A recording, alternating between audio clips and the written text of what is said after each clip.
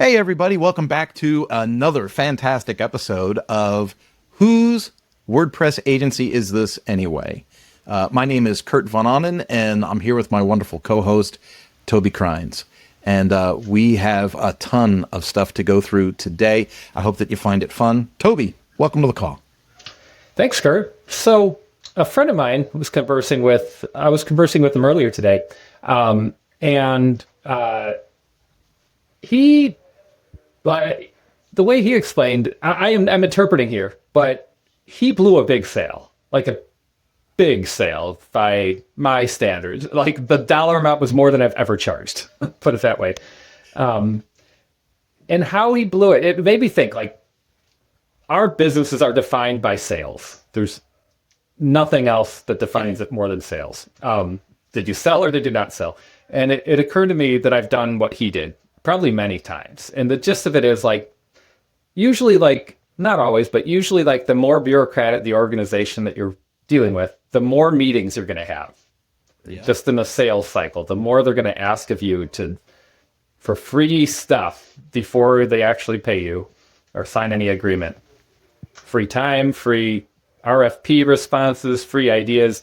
And so he's gone through, and he's been communicating with me for months now about this, because I had actually sent him the lead months ago because I didn't want to do it. I know that that's a thing. Like, I was like, I don't want to go to these meetings. So I gave him the lead. Baggage. Would you like to do it? Yeah. But it was a good lead if you're into that. And so I'm guessing this was like the 6th or 7th meeting that he's had with them. And the gist of it, this is how he explained it to me. He's like, I think I blew it. And I'm interpreting, he sounded like he went in there tired and ornery and pissy. Mm-hmm. Have you ever done that, Kurt? Well, I have. It's amazing because being in business for decades lends a lot of expertise, should we say, right? That people new to industry don't expect. I have a saying in my training, and it is focus on the relationship and the transactions will naturally follow. If you are so focused on transaction, you'll blow the relationship, and the relationship is what makes the sale. So I always say, focus on the relationship and the transaction will naturally occur. And yeah, if you're ornery, if you're tired of the BS and another free meeting and what probably happens, especially in these big situations, is you end up spending a bunch of time with soldiers on the ground. And you never get to meet the general and get the approval. It just seems like it goes on and on and on. I have shortcut this immensely in my last 15 years of business. I ask people straight up, hey, is the decision maker in this room today? Are we moving forward or not? And I set my expectations accordingly. But that's part of the relationship. If you are hungover, if you're sick, if your kids kept you up all night, if your spouse had you in the hospital, I had a mountain bike race last weekend, 2 weekends ago, and it was a husband and wife coaching duo. And the woman of the couple had an appendicitis, had to go to the hospital in the middle of the night. Well, we didn't need either one of those coaches coming to work with the kids that day. You know what I mean? You haven't slept in 40 hours.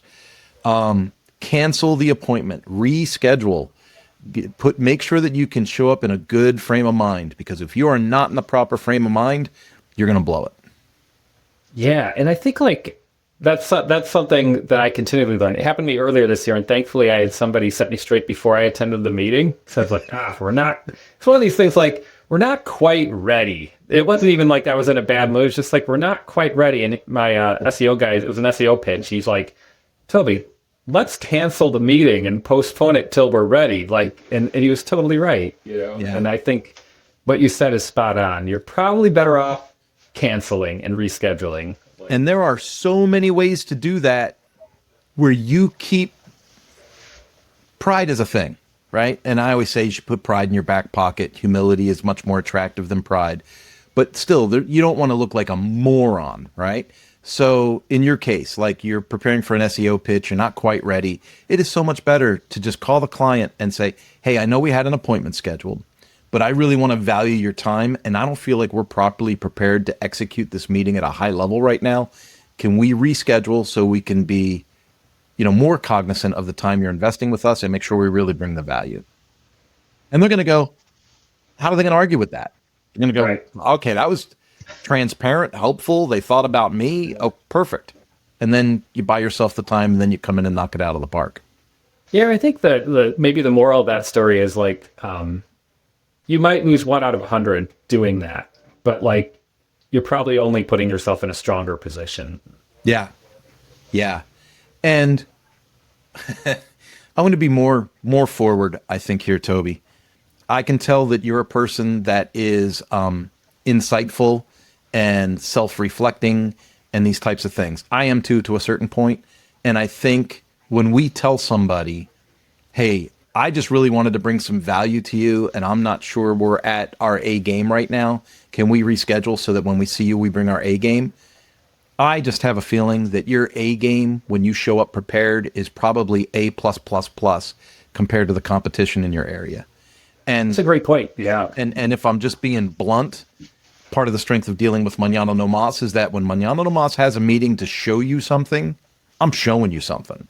I'm not wasting your time and talking about, well, what if this and what if that. I'm saying, we did your needs assessment. These were the results of the needs assessment. Here's the statement of work we agreed to, and here's our first version. In a lot of cases, our first version, the customers go, holy crud, because they're used to getting jerked around.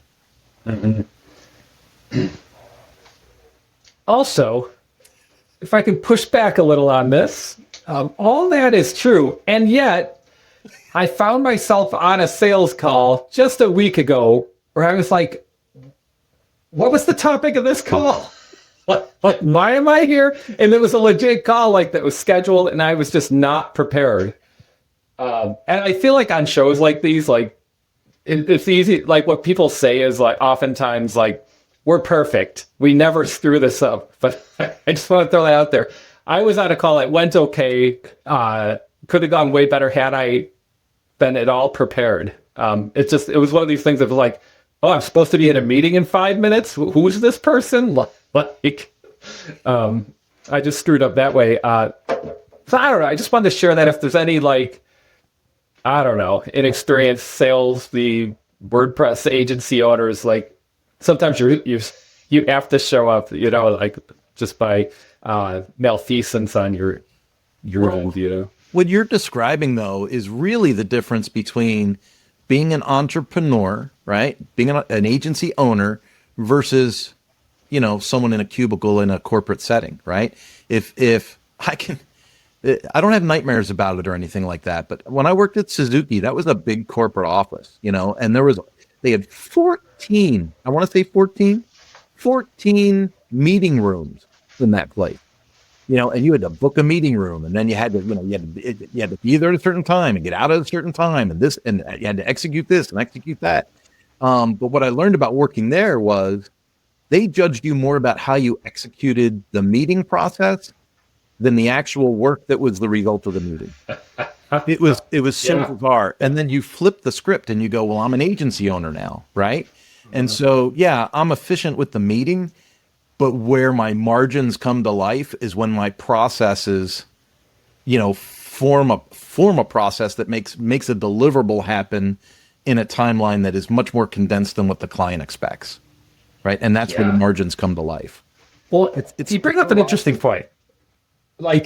If I was trying to land a job with Suzuki or some big organization, pretty much every big organization, I think, is kind of what you described. They care more about appearances than the actual the other stuff. Yeah. You should keep that in mind too, right? Yeah. Show up on time, be prepared, present well in the meeting. And then after the meeting, I focus on knocking it out of the park. I've got some really great processes that I use to run our project manage what we do with our different players on the team. And, it's funny because people say, what do you really do? And I'm like, well, I'm really a project manager. I'm a much better project manager than I am a website designer. It just happens I work in the web field. But I'm able to orchestrate people from all over the globe on these different things and have everything fall together like a Lego set so that the project is complete when it's due and under budget. So That to me is what people are really coming to me for. All that creative stuff and all that weird talk that people are having now about vibe coding and all this stuff, I think that's like superfluous to what we actually deliver. That's interesting. Like, I was talking with another friend this week about, he's dealing with a crappy project manager on an agency. He owns an agency, they're doing work for another agency. And he was like, this is the third project manager I've worked with at this company. The first two were great. This one's new and he sucks. And like, I used to think project manager not long ago, like 5 years ago, I was like, oh, I would hate to be considered a project manager. They make less money. They have no power. They get all the pressures. But it's true. Like it is, if you're an agency owner, it's one way you can make your mark is like, if you're a great project manager, you don't have to be great at coding. You don't have to be great at a lot of other stuff, especially if you're going for these bigger contracts, because it's more about the process than it is about the deliverable. Like, yeah. I can't tell you how many times, especially in the enterprise marketplace, so the bigger ticket jobs. And we talked about this on a couple episodes ago, where we said sometimes the more money, the easier the job. Some of these enterprise jobs, I'll say, oh, well, we're working on this design nuance, and they just go, yeah, we don't care. Where are the courses at? Where's the function? So how do I change a member's grade? Like that's what they care about.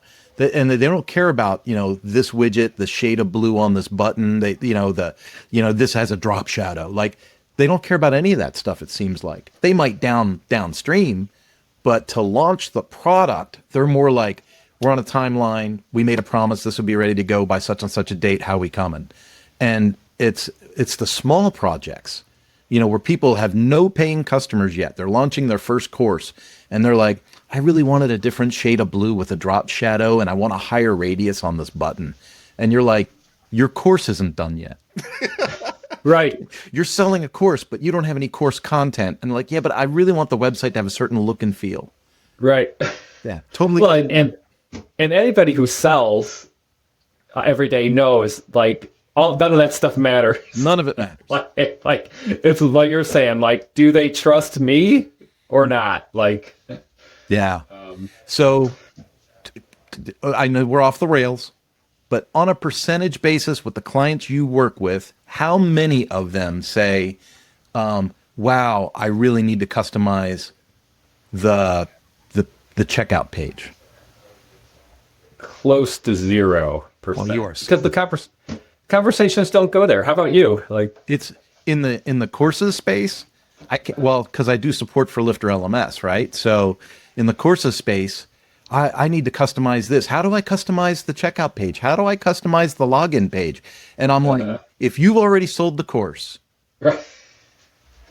what is it about the checkout page that you think is going to change their mind about buying your course?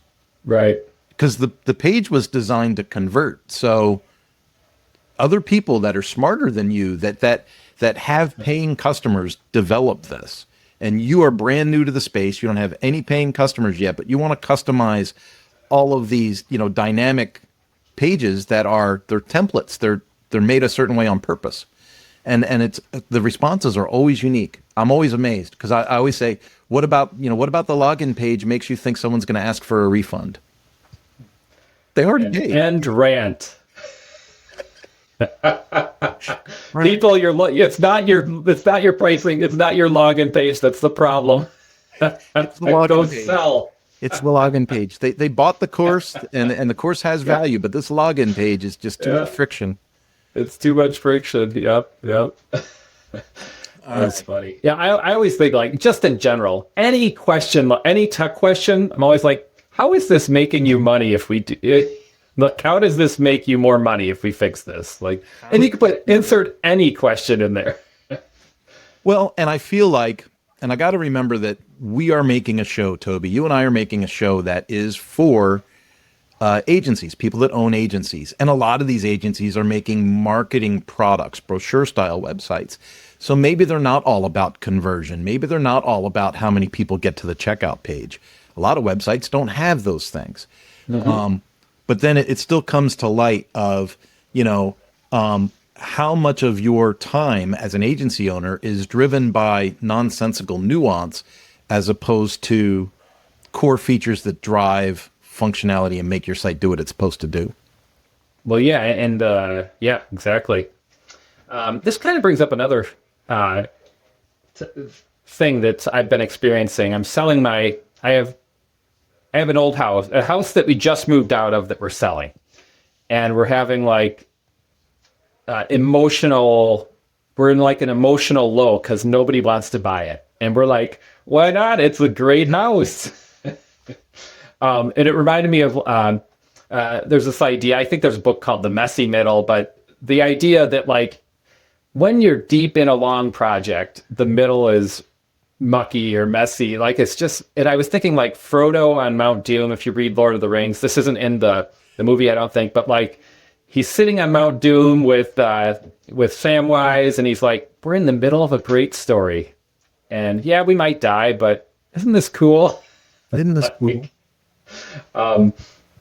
And I was thinking, like, I think all businesses and all big projects, it gets really messy and mucky, and it's hard for us as like the delivery people to see through it. But I was curious, Kurt, from your perspective, I think in general businesses try to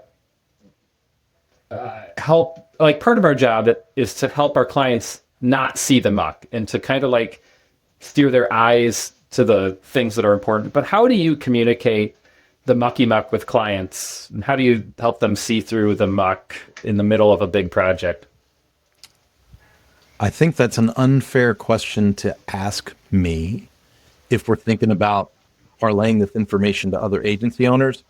Because I authored the book on leadership and stuff like that. So I come down to, I have some, people say scripts are nasty, like salespeople that use scripts, like that's nasty. But what I call these is like verbal muscle memory, right? So I have this verbal muscle memory that I use with people.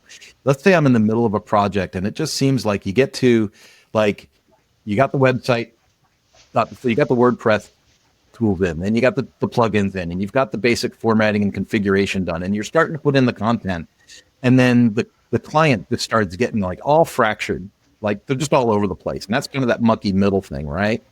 A lot of times, and this is the reason that I stopped telling people I was a WordPress agency. I'm not a WordPress agency. I am a business consultancy, and so I say, well, let's get down to brass tacks.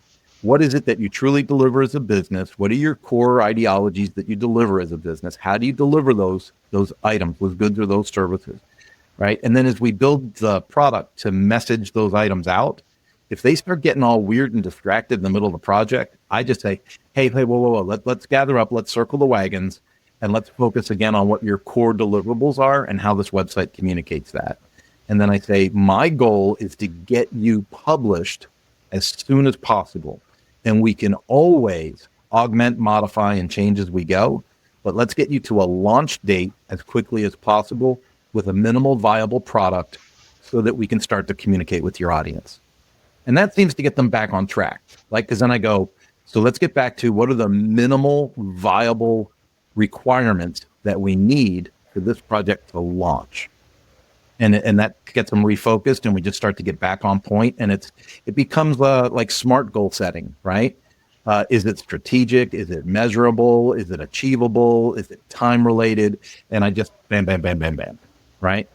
Yeah, and I imagine it's also like self-talk, like Kurt, because they're asking all these weird questions maybe in the middle, and you're like, Kurt, what's the goal here? Sometimes, what are we trying to achieve today? Yeah. What? Yeah, because it's so many times this is so uncanny, but I was on a call today with a client, and they're building a membership learning website, and these membership tools are very confusing because they install a membership tool, and most people don't recognize there's nothing in there to manage members in a membership tool. Like these, I shouldn't say membership tools, the community sites.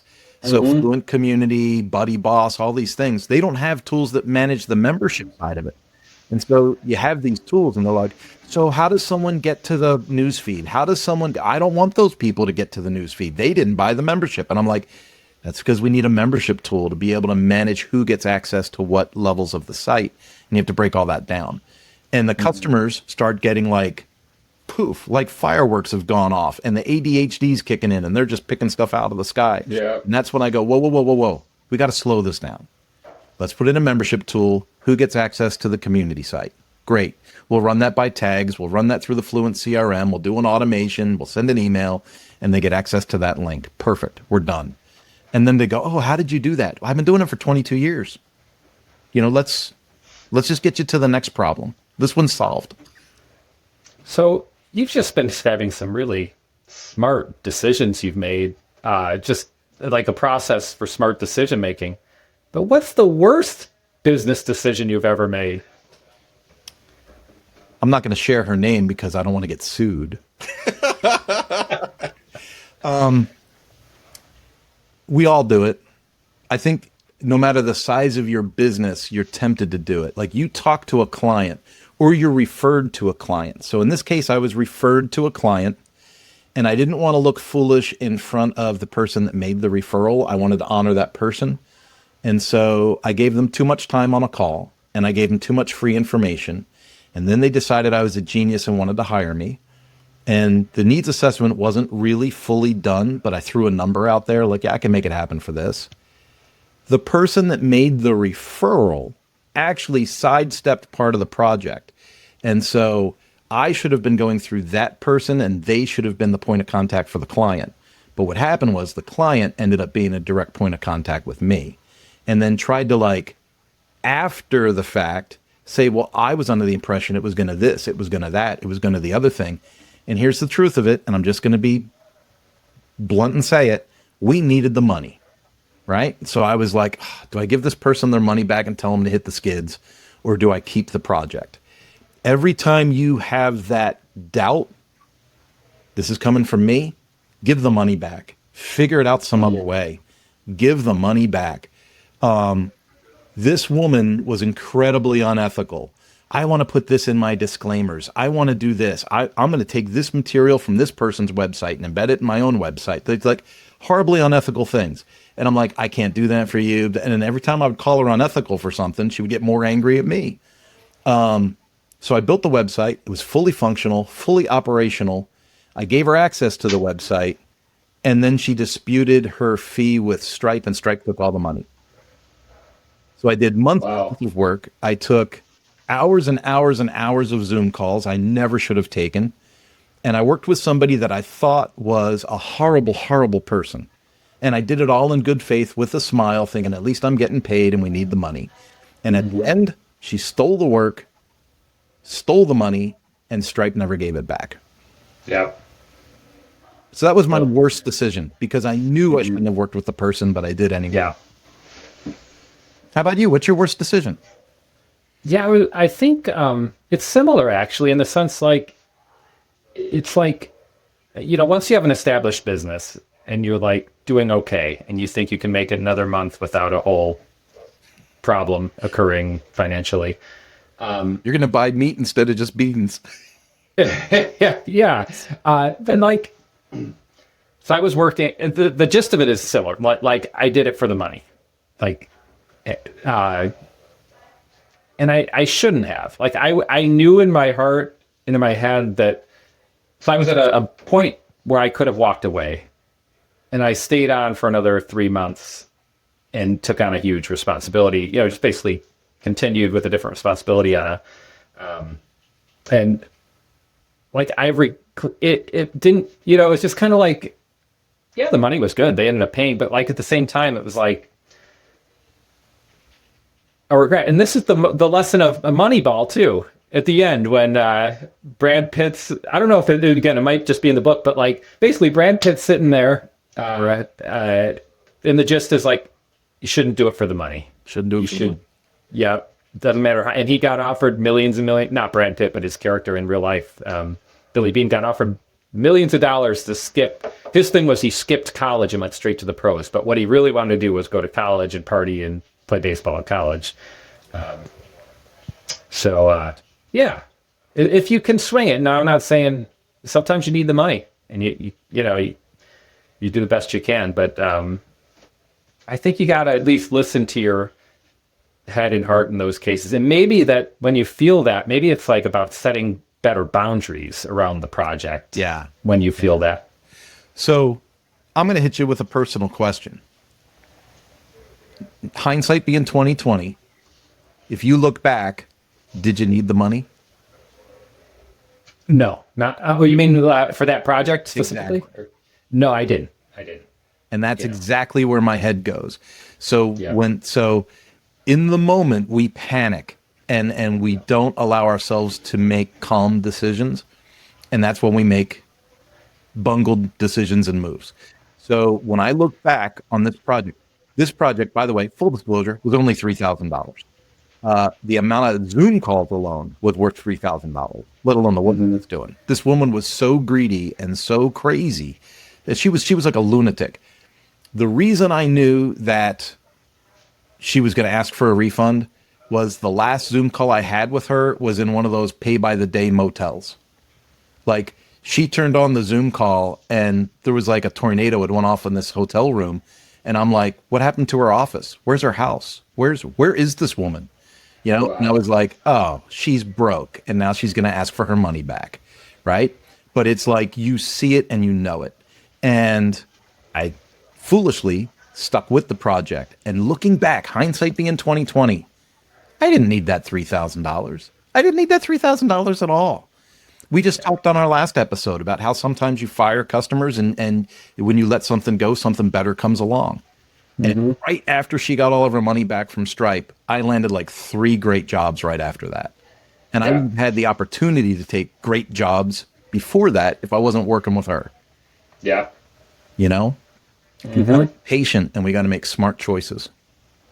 And this leads me to a quote somebody said maybe a week or so ago. It says, at what point do you say even your husband couldn't take your BS and then set them loose?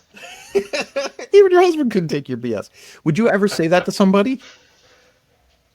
I wouldn't. Would you, Kurt? No. I might rephrase it some, but I wouldn't say that. Yeah, when people act nuts, when they act disconnected and crazy, you got to circle the wagons, man, and you got to be direct and be a leader and say, hey, as someone that's managing this project, I feel like we're off the rails a little bit. We got to gather this back up. I've worked with projects before. I worked with a wonderful lesbian couple. They were hilarious. And we didn't align on certain beliefs and stuff, but they were hilarious. Like they were they were into other, like, I'm a Christian. They were into other kinds of religions and things. And then they ended up breaking up through the deal. But I saw it happening. Like I saw like, oh, they're not going to make it. And it's weird when you're just a web person and you're working on a project with a couple, you can tell something's wrong. I was doing one on a beautiful couple from Texas, and they had someone in their family had gotten injured, and that postponed the project for a little bit. And then they're an older couple. One of them started getting a little more sickly, and I was like, this ain't gonna work. This ain't gonna work. And we were so close to launch, and it never launched, right? Divorces, deaths, strokes, heart attacks. I've seen it all. Oh, yeah. The divorce ones are hard because it's like, who's in charge of the project then? Right. From a selfish perspective, who am I sending these invoices to every month? There's an agency in town that's going, a bigger agency in town. They're going through a divorce thing with their 2 co-owners. I mean, the owners are married, you know, and I only know because my friend was an employee there, and like, he's like, it's weird, man, because like, one spouse will come and tell him to do something, the other spouse will show up a minute later, be like, don't do that, do this. Or do that, do this. He's just like, I'm in the middle of a freaking divorce thing now. Like, Yep. could we, maybe this might be the all we have time for today. We left a cliffhanger last week The question was, is managed WP dying? But over the course of the week, I kind of was thinking about it more deeply. And the question is not, for me, it's not so much, is managed WP dying? That's a question I have. But like the core of the question is, at what point as an agency owner do you jump ship on a technology that is no longer getting the job done for you? And and so examples for me over the course of time, 15 years ago, HostGator, I jumped HostGator to someone else, and Divi was a core development tool I used to use. I no longer use it. We currently use Basecamp for project management. We're switching to ClickUp, and all of these are big processes along with them, because we have employees and 100 websites that we're migrating in some cases, and so how do you think about infrastructure change like that, like tech infrastructure? You mentioned one that scares the life out of me, and that is if you as an agency want to migrate 50 or 100 or 200 or 400 websites from one host to another. And I'm going to go back to, hey, if these are brochure websites and you can do like, WP, Vivid WP, whatever, and just migrate simple sites over, like that's okay, great, perfect, whatever. Have a great day. Enjoy yourself. If you're doing projects that have, shopping carts, courses, e-learning systems in them, community sites, dynamic content where like this person paid a subscription at midnight, but the website was turned off at 12:02 and then turned back on at 6 o'clock in the morning. And then all of those transactions for those 8 hours don't get recorded in the database, right? And then you get all these support emails. It's just managing it is crazy, because then you end up having to say, hey, Mr. Customer, we're going to be doing some site maintenance, quote unquote, and you're going to be down for 24 hours. And then you got to pray that you can get everything done in 24 hours. It is difficult. And I'm going to go one step further. I have been working in a host lately. I can't explain it, Toby. Everything is just more difficult. Everything is more difficult. And it's a not co-hosted. It's a co-managed situation. So we're basically subcontracting on this. And it's like everything needs an external cron job set up. Everything needs PHP workers increased. It's like, what is happening? Like the sites don't seem to function well unless we dot every I, cross every T. Whereas in other hosts, I go, slap up the website, put in the tools, add an SMTP.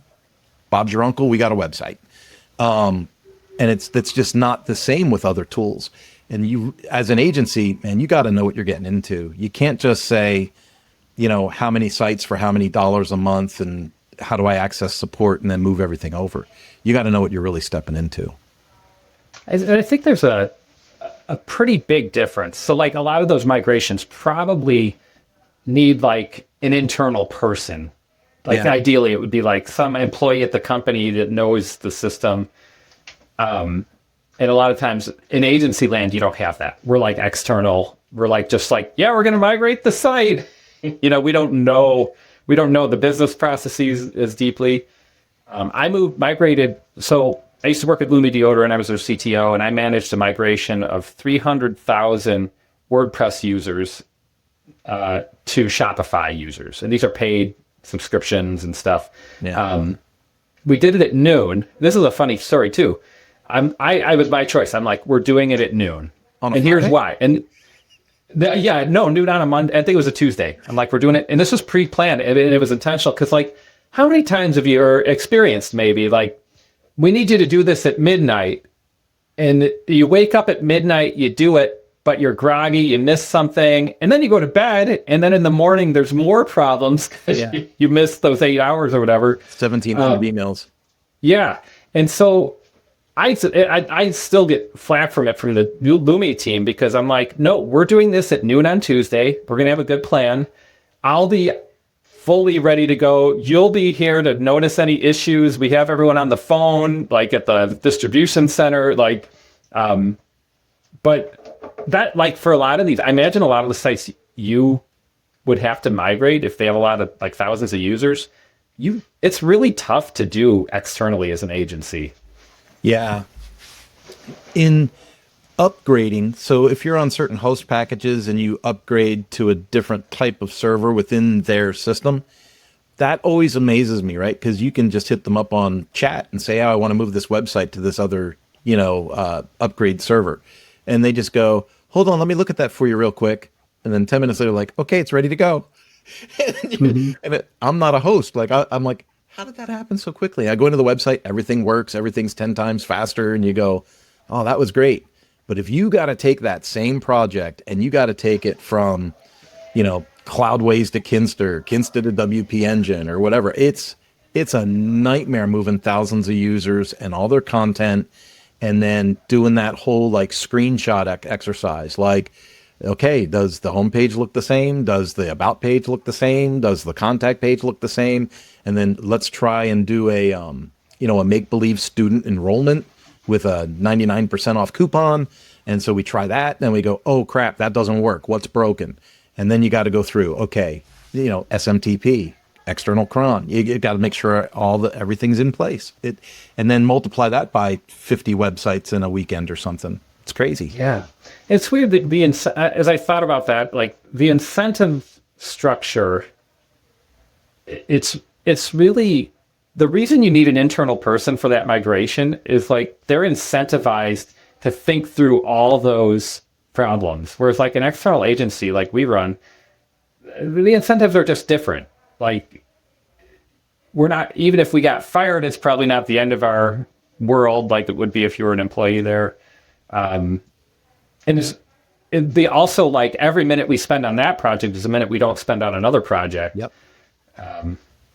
And another client's not getting the attention, the phone call that they need where it's tricky. It's really tricky, I think, to navigate as an agency owner. Yeah. It's, I kind of dread it. I remember when I used to have a ton of stuff on Bluehost back in the day. And I think a lot of agencies start out this way. So if you're in that position, don't go, "Oh, Kurt's making me feel bad." I'm not trying to make you feel bad. You got to start somewhere. I used to love Bluehost because I could register unlimited URLs and I could throw sites into my hosting account and I could move things around. And they were great for like proof of concept sites. Like if I could throw Lifter LMS in there and I could, put in content and build a course and let people see a sample of what something was going to look like. But sooner or later, I had projects that had more success, more users, and I had to say, okay, I need more bandwidth. I need less caching. I need, because these dynamic sites, if they're heavily cached, run into some problems. And so I ended up having to move some things over to a different host. And that to me was like, oh, this is work. This is difficult.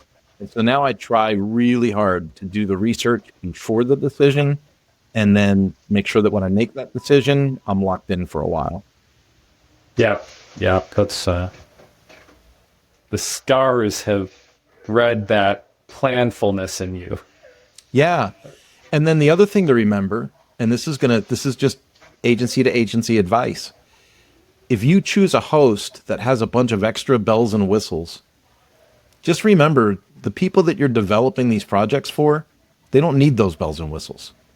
Like, I don't share everything that my host will do with my clients. There's no way. Like, I'm not going to say, "Oh, you can have unlimited emails on your URL." Like, I'm just not, I am not babysitting 25 email accounts on, well, I want to have help at my URL, services at my URL, people at my URL, support at my URL. No, you don't. No, you want info at your URL and that's it. That's all you get. That is all you get.